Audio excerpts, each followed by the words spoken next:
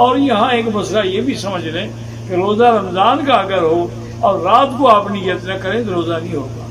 صبح کو آپ نیت کریں، نفلی روزے میں تو ہو جاتا ہے، لیکن رمضان کے روزے میں رات سے نیت ضروری. اور نیت کے لیے یہ بھی ضروری نہیں ہے کہ آدمی کہے بے صوم غد نویت من شہر رمضان، بلکہ رات کو آپ کا ارادہ یار میں کل روزہ رکھنا ہے، بس نیت ہو گئی. ساری کھا رہے ہو، مقصد ہے کہ ساری اسی لیے کھا رہے ہو کہ روزہ رکھنا ہے، بس نیت ہو گئی. زبان سے نیت کرنے کی ضرورت نہیں ہوتی، کیونکہ مقام نیت جو ہے وہ دل ہے. جب دل میں ہے کہ میں نے کل کا روزہ رکھنا ہے تو پھر وہ روزہ ہو جائے گا. اگر آپ نے رات سے نیت نہ کی تو پھر روزہ نہیں ہوگا. اور یہ آپ اندازہ کریں کہ پہلے روزہ کتنا مشکل تھا.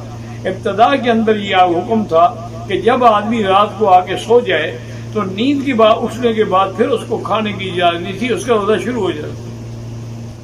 اب صحابہ مزدوری کرنے والے، باغوں میں کام کرنے والے، وہ تراویح پڑھ کے گھر جاتے، نیند آ جاتی. اب نیند آ جاتی تو اس کے گھر والے ارمان کرتے رہتے کہ افسوس ہے کہ بیچارہ اب تو کچھ بھی نہیں کھا سکے گا، آج بھی نہ کھایا، اور جب نیند کھلے گی اس وقت روزہ شروع ہو جائے. تو امت پر یہ بات جو تھی بہت بڑی گہری گزری.